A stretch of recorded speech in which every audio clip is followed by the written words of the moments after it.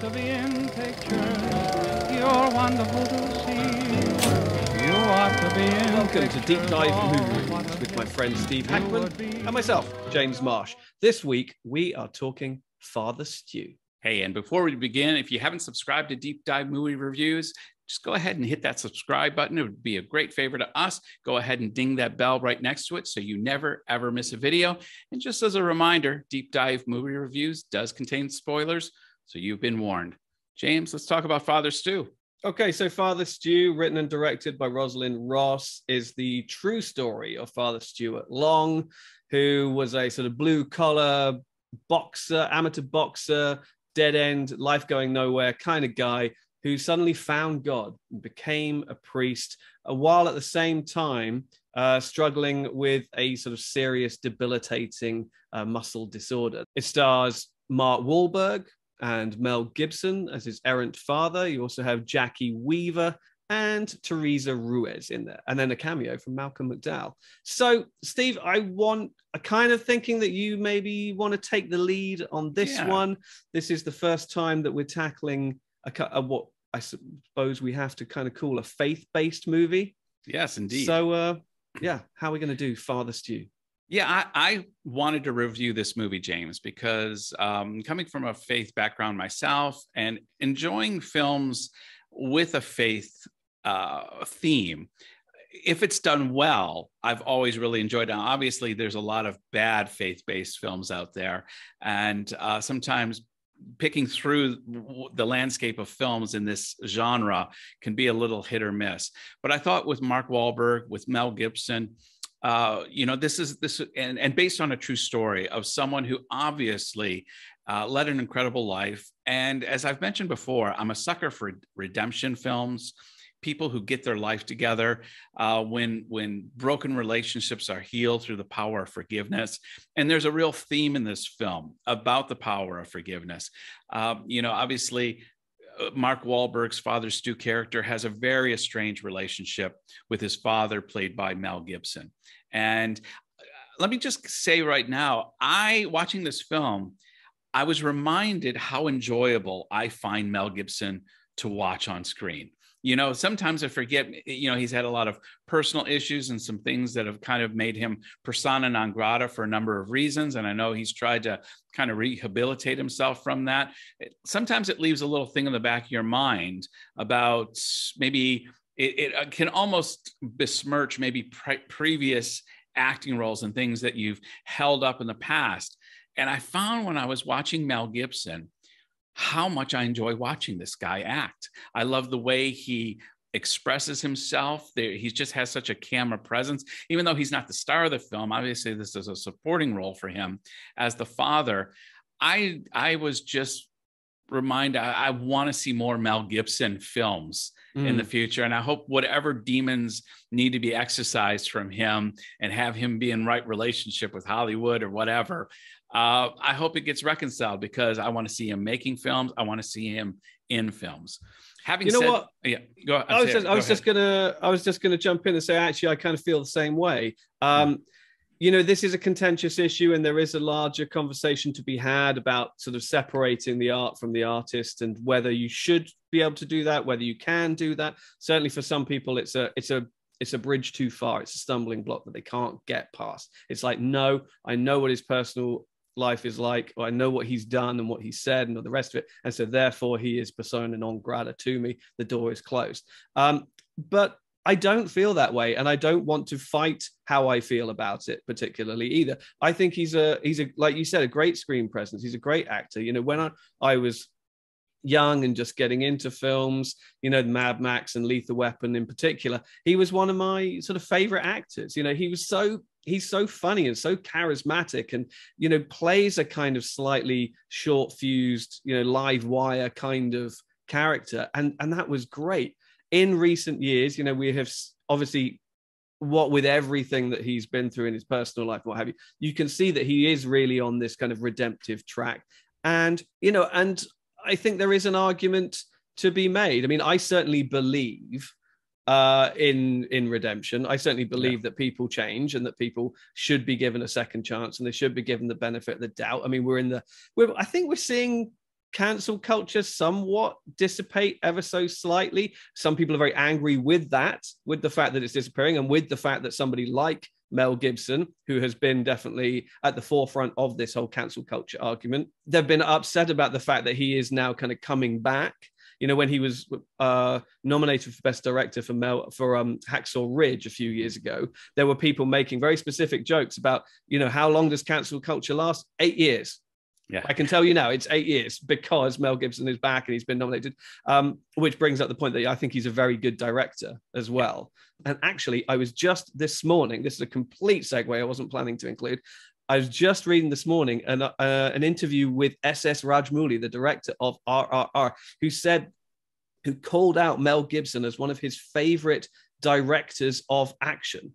And he said that he was watching movies like Braveheart and like Apocalypto, which I think is a fantastic movie. And he was like, that is exactly the kind of movie that inspired Rajamouli to be the kind of action director that he became. So on the subject of Mel Gibson, before we get into anything else, I want to say that I'm fine with the fact that he is coming back and he's in this movie. And also, this movie, he almost kind of hijacks this movie and makes it a redemption story about his character. I was just going to go there with that. Right. Absolutely. I couldn't agree more, James. And I think there is an argument to back it up, not least because the writer-director of this movie, Rosalind Ross, is Mel Gibson's partner of the last 8 years. They have at least one child together. So the fact that she has written and directed this movie and cast him as the character who, in the background, it must be said, has this very clear redemption arc is no coincidence. You know, and Mel Gibson, through his follables, the one thing I always appreciate about him is he admits, listen, I can be a jerk at times. Like he has said it. I say stupid things. I have sometimes an infantile sense of humor, but the people that have actually worked with him on set, and there's a lot of people that have stood in his corner, like Jodie Foster and Robert Downey Jr., they'll say he genuinely is a good guy. He just, at times, flies off the handle, and he's got his issues, and he's the first to admit it. Whereas I struggle with somebody who's totally unaware of what a jerk they are and just continues to be a jerk. He seems to be in this place where he acknowledges certain shortcomings in his life and he wants to address it. And I think in Father Stu, we see this played out in the father. The father says dumb things. He's an alcoholic. He's got all kinds of issues. And yet you can see he genuinely loves his son, but he makes bad decisions. He wants to reconcile with his family. He wants to fix the brokenness that's around him. And you can see in this movie, the word you said is perfect. He hijacks this movie. And even though the movie's not about him, some of the most interesting scenes in this film are with Mel Gibson and not with Mark Wahlberg. Yeah, no, because it's the change in his estranged son, for us, Stu, that becomes the catalyst for his own decision to clean up his own act, essentially. Right. He had left the family, he had gone across country and was just sort of living in obscurity and anonymity, and was quite happily sort of just slowly self-destructing. And it was when his son literally elbows his way back into his life and says, not only am I now going to be a presence in your life, but as things turn out, you're going to have to actually sort of look after me. I need you. Yeah. Not only, I'm here to fix you, look, I'm on this transformative path and I'm here to help you. No, I need you to help me because, physically, I am falling to pieces. And there's some great humor in the midst of this dysfunction too, because at one point he says to Mark Wahlberg something like, hey, look at what a shit you are, and I still love you. That's unconditional love. You should appreciate that. And that's really funny. I'm going to belittle you, and then I'm going to, demonstrate my unconditional love for you at the same exact time, which, coming from Mel Gibson, just resonates with his personality. He says a stupid thing, and then he has a way of being able to follow up his infantile bad remark with something that is redeeming. And Mel Gibson is this concoction of creativity and explosive behavior and weirdness and stability. He is a walking oxymoron. And yet it's almost because of this nature that gives him this immense creativity. You're talking about S.S. Rajamouli, Mel Gibson being an inspiration for him. Do you know the 3 directors that inspired Mel Gibson to be the director he is, that he's gone on record and saying, is Richard Donner, that makes sense, Peter Weir, and George Miller, maybe? George Miller. Yes, thank you. It's George Miller. Yep. Yeah, well, those are the guys that sort of helped. They were the architects of his career, as much as anything else. Taught him to be a filmmaker. Absolutely. He's one of those guys who clearly sort of paid attention in those early days when he was making Mad Max, when he was making, I think, Gallipoli he made with Peter Weir. Yes. Yeah. And then obviously Lethal Weapon with Richard Donner. And then he did, I think, Bird on a Wire with Richard Donner as well, which is a movie I saw opening weekend, and then I don't think I've ever seen it again. I was going to say, I think my wife likes that movie. It's not bad. It's with Goldie Hawn, isn't it? It is with Goldie Hawn. I can't remember if it's any good or not. I think I enjoyed it at the time, but I was like 13 or something when it came out, so I'm not sure. But yeah, he's definitely one of those guys who wants to learn and honed his craft, and I think he's a great filmmaker, actually. I think obviously Braveheart is the big movie that he won the awards for, and recently Hacksaw Ridge, he's been able to sort of channel a lot of his redemptive notions into, and then Passion of the Christ, which I think to this day remains the most successful independent film of all time. Yeah, I think so. I think that's where he made his money too.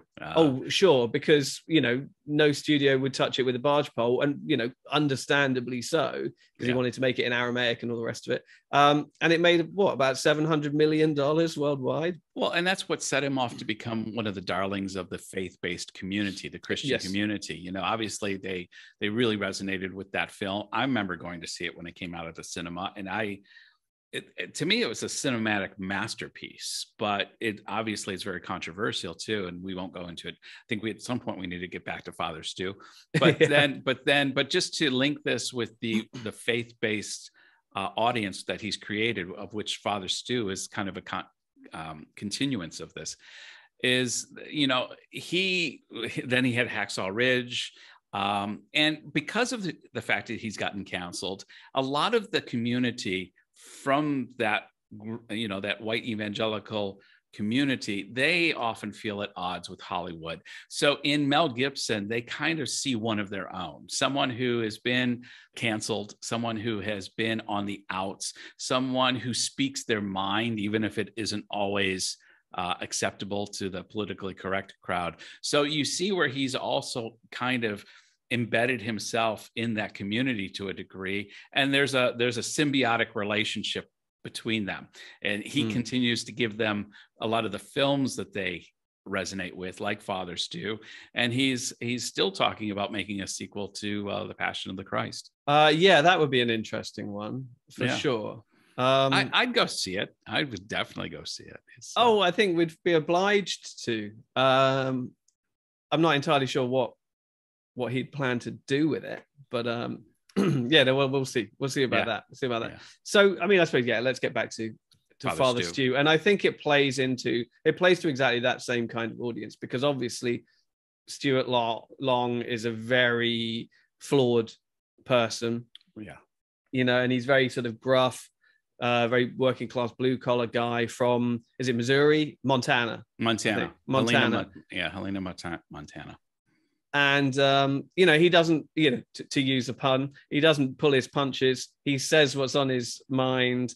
He has a potty mouth, and he's not afraid to use it, and all the rest of it. And it's about someone who is about as far removed from the church, if you like, and that whole discipline, coming to it on his own terms and seeing it through his own eyes. And I think what the film really tries to do is sort of undercut some of the perceived hypocrisy of the institution of the church, and align it with a far more sort of grassroots interpretation that your everyman, who man on the street who is not perhaps so attuned with the teachings of the Gospels or whatever, can find in his own existence and his own flawed life, reason to find hope and reason to embrace faith, I think. Yeah, I couldn't agree more. One of the struggles I had, though, James, with this film was he is such an unlikable character. And before he gets his come to Jesus moment, we're about 35, 40 minutes into the film. So for the first 35 minutes or so, it is him just being an ass for 35 minutes. And, you know, some people with a potty mouth, they have some humor with it.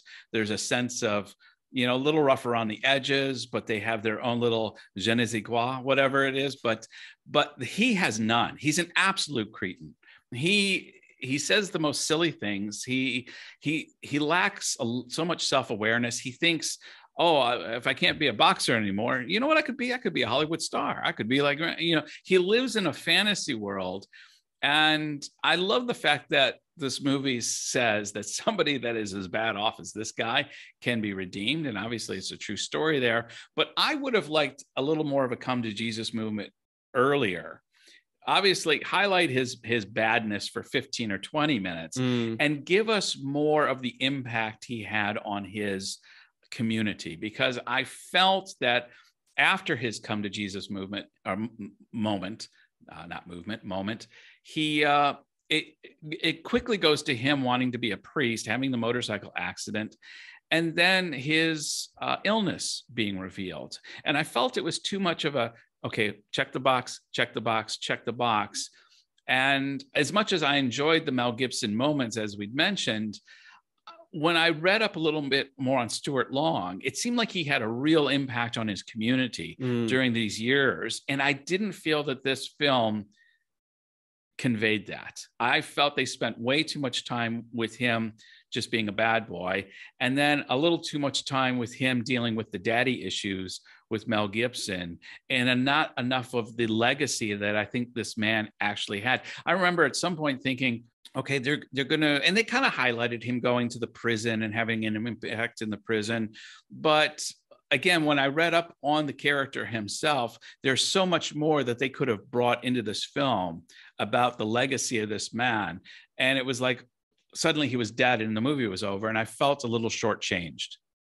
Okay. Yeah, because we're going to have to get into actually what we sort of thought of the movie. And it's interesting because on the one hand, you said that there's a lot missing from the story. And I think that's right. I mean, I think that the fact that they're making this movie at all means that there's a legacy that this character, this person has left behind that you don't fully feel, you know, arguably the one image that demonstrates that is kind of the final image of the movie, where you just see that queue around the block, you know, yes. Once he's put into the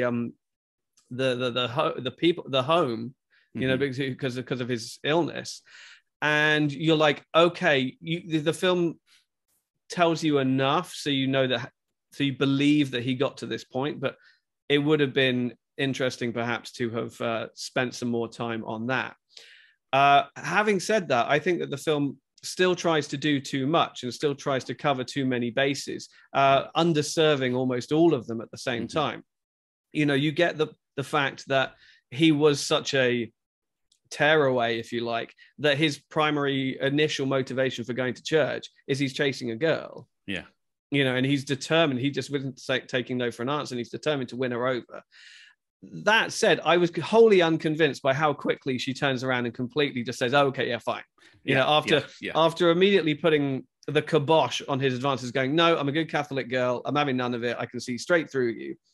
All he has to do is put a shirt on and show up to church. And she's like, oh, okay, fine then. Yeah. You know, and she even sort of breaks her vow only for him to, you know, and that was arguably a moment that should have been far more genuinely dealt with.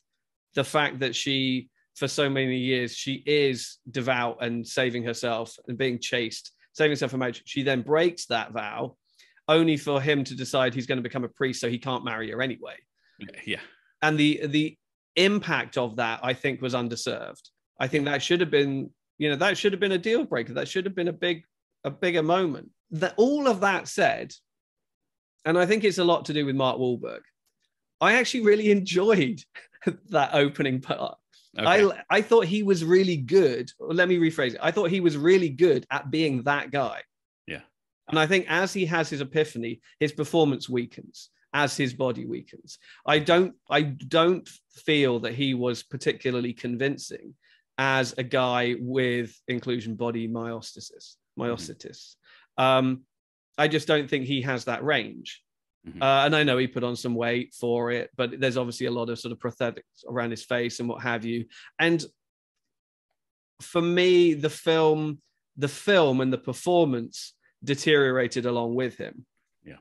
Whereas, when he's being the cheeky, cocky, swaggering bad boy, who's slightly clueless, I was getting real, it reminded me of Dirk Diggler from Boogie Nights, which is still one of his best characters. And, just that kind of blind optimism and confidence. And it's the kind of performance that Mark Wahlberg does really, really well. Yeah. Obviously, that's the bad part of the character, the negative part of the character that he's supposed to redeem himself from. But that for me was the better. Not I'm saying that he's appealing or anything like that. He's obviously a pretty nasty piece of work, but the performance was way better. Mark Wahlberg can play that way better than he can play the benevolent Father Stu. Right. And so, I don't know if I fully agree. I would have liked to see him be given more opportunity to be the benevolent Father Stu. I thought some of the better scenes, in addition to the Mel Gibson scenes, were the scenes he had with Malcolm McDowell and the interaction and how he kind of forced his way into becoming a priest and how he argued his way in. To me, those made some of the most interesting scenes. When I was seeing Malcolm McDowell, and maybe this is, again, me coming more from my faith-based background, I love seeing scenes where the church wakens up and says, okay, maybe the structures that we have are a little too rigid and firm, and they've been there too long, and maybe we need some fresh blood and a fresh understanding, and maybe Jesus was a bit more of a man of the people and not this high ecclesiastical, elite. And so when I was seeing that kind of interaction and him starting his training at the priesthood, that's when I really got interested in the film. And I felt that it then jumped to these different points in his life too quickly. And I think the word you used was underserved. I felt underserved just when I was starting to really enjoy the film. I mean, when he was, trying to go to the church and really throw himself at the girl, and then she starts to respond to him, I'm thinking, do you have head damage? Because there is not one redeeming quality in this guy. He's not suave. He's not like the good bad boy. No, he is just a cretin. He is a crass, unaware, very selfish man. And no girl, I mean, a girl should be able to pick up on that in a second. Like you said, oh, if you're going to start coming to church, well, then maybe I'll be interested in you. Okay, those dots didn't connect for me. I just felt that as the film gets into its more quote unquote important aspects, as it starts dealing more with his faith and with the importance that played, I felt that the film kind of took a step down. I felt that it was almost like the film doesn't know how to be objective about its subject matter. Once its subject matter is itself, right? And is the church and is faith. It doesn't know how to be critical of it. No. It doesn't know how to be objective of it. It has to paint it as this kind of revelatory moment, and so you end up with these kind of really hokey moments, like when he meets Jesus in a bar, and and you're like, come on. This is bad filmmaking now. Well, and these are tropes that faith-based movies have been struggling with for 30 or 40 years. I mean, well, it's because they're reminiscent of stories in the Bible, where he meets a stranger on the road and and this happens, and so they're trying to kind of recreate that kind of awakening or revelatory moment, and it doesn't work now because it's too earnest, and I think it's too manipulative. Without there's a lot of these faith-based films, and they're just kind of written off as being bad because they're quite clunky in their storytelling. And one hoped that with a film like this, where you've got the big name, big ticket talent coming in, it would up the quality. I think what it actually does is it ups the budget and the attention that the film brings upon it. But I think that it's still falling foul of some of the same issues that other faith-based films are, which is that it's not able to really be self-critical in any meaningful way. I mean, you have this idea that, yes, your everyday blue-collar guy, which I think the film believes is its target audience.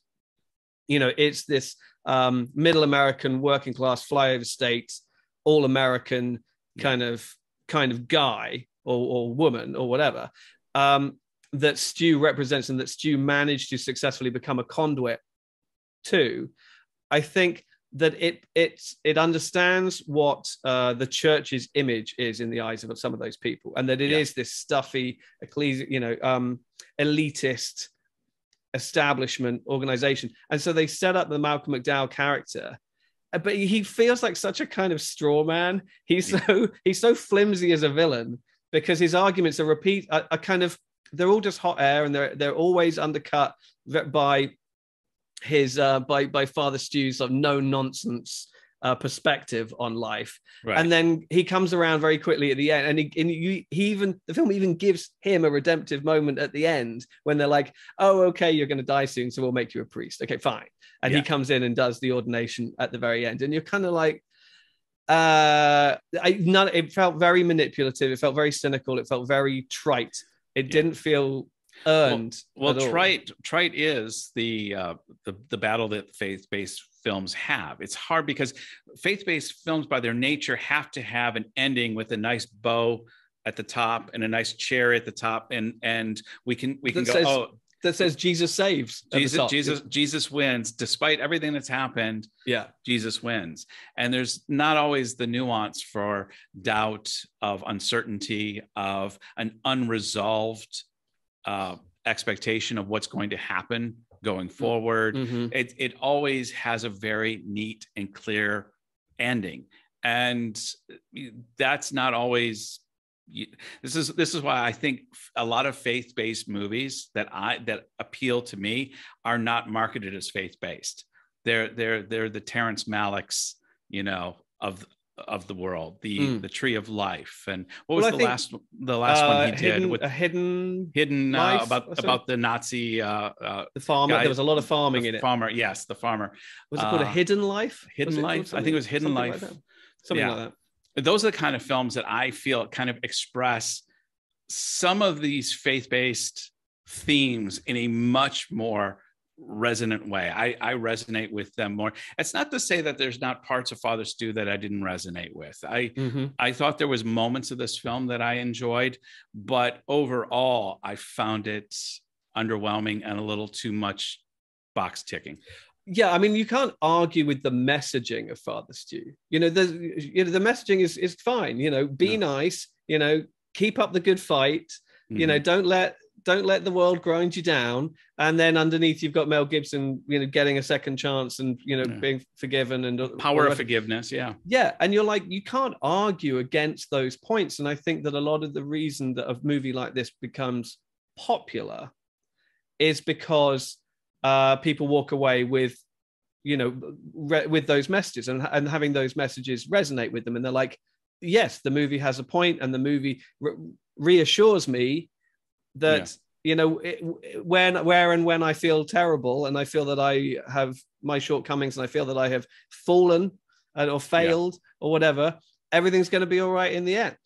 And, somehow I think that some of these newer faith-based movies, and I think Father Stu falls into this trap, is they recognize that there's a triteness and a nicety to faith-based films, and we're going to avoid that. So the way they avoid it is, instead of creating a more complex and nuanced story, they instead insert potty language or the commercial audition guy who wants to be serviced if he wants to And I think that's their way of saying, see, we can be a kind of a rough movie too, and we're not going to be like a completely trite film. But to me, it's just a cheap way of achieving that, rather than a much more complex and nuanced way of actually having a script and a screenplay that is going to not just tick the boxes, that's going to have some blurred edges, that is going to take, as you mentioned, a little more critique of this establishment without everything being redeemed. Malcolm McDowell is redeemed. Mel Gibson's redeemed. Father Stu's redeemed. Nobody comes out, even the mother, and it's not when also the other student, because he was a character that I wanted to pretty much slap throughout the movie. The other deacon, I can't remember what the character's name now is. Not Ham, Jacob, is it? Maybe. And for the first half of the movie, where he's like this, the prissy, snotty, teacher's pet, if you like. Right. I'm like, that's an unrealistic portrait of a person. Nobody would be that obnoxious that consistently during the movie. Yet at the same time, I understand that he's an archetype representing a certain kind of disdain with Father Stu's approach. But then to give him this kind of coda at the end, where he comes for forgiveness and says, "I never wanted to do this." You're like, that rang so hollow for me. Where he just sort of says, "No, this was what my father wanted me to do, and so I just went into it." And it's like, what? And then you were just a complete dick about it for your entire life. You can't have it both ways. You've been set up as a dick. Yes, you can't. And then you don't get the redemption of going, "Well, I never wanted to be like this, Dad. This is what." It's like, no, because that doesn't make sense either. That just that's just another cheap shot by this movie to try and ensure that everything is fair and balanced by the end, and that everybody gets redeemed and everybody is seen as being ultimately good. And you're just like, it just rings so contrived and so hollow for me. And I think that generally the way that the film is put together is so pandering. It knows it's from the soundtrack, so much of it is that kind of soft country music. That's so the soft commercialized, middle brow country music that that's supposed to just sort of underscore this wholesome all-American vibe. There's a shot at the end when Mel Gibson brings Stu to the home. Yeah. And he puts him in and he's like, finally, I've got my life back on track. And he's there and he's framed, and in the background, fluttering in the breeze, is the American flag. And I'm like, no. You do not get to equate this kind of lifestyle as being all American. It's not, the whole idea of God and country being synonymous. It's like, no. You're not allowed to do that. But they know their audience. This is not going to appeal to East Coast, West Coast liberal elites. This movie is geared towards, like you said, I know. This is mac and cheese for red state America, and it's pouring it down their throat. Yeah, and who's to say? I mean, how many art house films are specifically created just to service a particular, East West Coast elite person? So why can't Middle America have their red meat film with the flag waving and Waylon Jennings playing on the soundtrack, which, by the way, I liked a lot of the soundtrack. There were some songs on there where I was thinking, that's some good. And I read where get me my pickup. Yeah, Mark Wahlberg actually put up a lot of his own money to get some of the rights. I read that too for because there was a lot of big names on that soundtrack. Yeah, apparently, I read that he poured a lot of money in, and it was for the music. You know who else financed a lot of this movie? Was CJ, which is a Korean production company, and specifically Mickey Lee, who's the head of CJ. She's an executive producer on this film, and she produced Parasite. Oh, amongst many others. CJ is one of the two big. It's like Warner Brothers. In Korea, it's one of the two biggest studios, and they have dipped their toe into co-productions in America before, once or twice. There's a film called August Rush about 10 years ago, which was about a young musician. There was a film a few years ago that was a vehicle for Boa, who's a Korean pop star. Mm-hmm. She wanted to make a sort of street dance, American English language street dance movie. But obviously in Korea, there's a very strong sort of Catholic faith as well. And so it doesn't surprise me. Evangelical Christian, huge evangelical Christian. So it doesn't surprise me at all that they would want to finance a movie like this. But when I saw her name pop up in the credit, I was like, wait, that Mickey Lee? And I checked and I was like, yep, that Mickey Lee. Well done. You connected those dots. Yeah. Point for Marshy.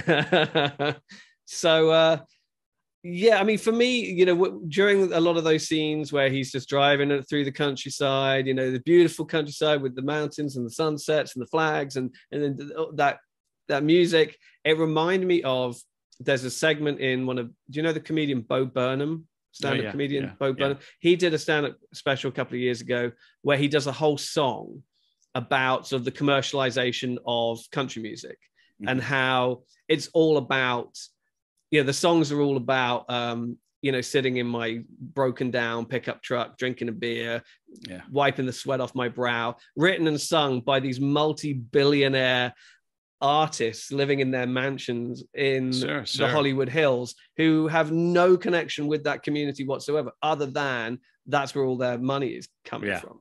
Yeah, no, that makes a lot of sense. And I watched this movie and I felt exactly the same. I could almost hear Bo Burnham, you know, singing in the background. There was some good cinematography in this. I found myself at one point Googling houses for sale in Montana because I thought, oh, that's beautiful. That's gorgeous. So James, wrapping this up, how many communion wafers would you give out of 5 for Father Stu? Okay. It's difficult because I don't think it's a very good film. Mm-hmm. I don't. I think Marky Mark's performance at the beginning of the movie is good when he's being the unlikable part of the character. And I think it's interesting that Mel Gibson was able to sneak a little redemptive story in there for himself, courtesy of his partner, whose movie it is. And so one thinks that was probably how the movie got started. Mm-hmm. She was like, okay, let's make a movie for you. And then obviously we need a big star to come in and play your son, who's like the lead, but the messaging obviously is good, but I think that the handling of it is clumsy and quite condescending at times. So by and large, I think it's kind of a bad movie. So I'm going to give it 2. I'm going to give it 2 communion wafers out of 5. Because I think the longer it gestates with me, the more I don't like it. That's interesting. And I think the things that work in the moment, from moment to moment. I think there's some easy button pushing gratification moments of you're like, oh yeah, that made me feel nice. But then as you get some perspective from it, you're like, yeah, that was so cynical that you're just you're playing me. So I'll leave it at that. But I think 2 wafers out of 5. Great. I'm not much off from where you're at, James. There's moments in this film I love, and as I've said before, the themes of redemption, the themes of forgiveness are obviously there. But one of the things I've struggled with was I just didn't resonate with the character of Father Stu. I know I should, and there's all these points, and I feel sorry for him, and I'm glad that he was able to have his redemption. But I just found myself irritated with this character almost the whole movie. There was moments I enjoyed, as you said, but I thought overall, I don't like Father Stu. I feel bad saying that because I appreciate the journey he had, and in the life to come, which I believe in along with him, because I share a similar faith to him, that I look forward to meeting him again one day. But as far as the character in this film, I didn't like it. And so there's moments, as I said, with Mel Gibson. I enjoyed Mel Gibson in this film more than I enjoyed Mark Wahlberg's Father Stu. I enjoyed the character of the father more. I actually identified more with the father than anybody in this film. Sure. Not because I have some of those issues, but I love the idea of someone who is a little more nuanced of their flaws and their love and realize I thought that Mel's character was the most complex, multi-dimensional character in this film, as opposed to everyone else who seemed like just a two-dimensional flat character meant to represent a certain persona. Yeah, no, I agree. He has an evolution, an organic evolution through the movie. Father Stu has a kind of lightning bolt epiphany that completely transforms his worldview, right? Into something overnight. And it's like, I don't buy that for a second. Yeah, that you would suddenly wake up even after a life-threatening accident with a life-threatening disease, and have such a changed perspective, and then maintain it, or arguably even just nurture it further, without it ever sort of sliding back or anything like that. I understand people who wake up, one morning, I've done it after a big night out. You wake up and go, I'm never going to drink again. Yeah. But then by the next day, you're like, yeah, I fancy a beer with dinner. I understand people having sort of epiphanies, I'm going to change. But then sticking like that, and such a huge one, that's such a huge life-changing one, it was completely unconvincing. No, Mel Gibson's character was able to have redemption without any visions or epiphanies. It was just the very real life lessons he learned watching what was happening to his son, and even to a lesser degree his relationship with his wife. That recognizing he wasn't always such a great guy, and maybe there was some amends he could make along the way, and that resonated with me a lot more in this film. So I'm going to give this film, because I can give the halves, I'm going to give it 2.5 communion wafers out of 5. I thought there was moments. This film's a decent film. I think I liked it a bit more than you, but recognizing also this is very much a flawed film. And just to preempt any criticisms might get back where that say, well, it's a true story, this is what happened. No, it didn't. Not like this. Not as simplified as this. Yeah. I guarantee you, although yes, he's not alive to back either of us up, that Father Stu's journey was not as black and white as that.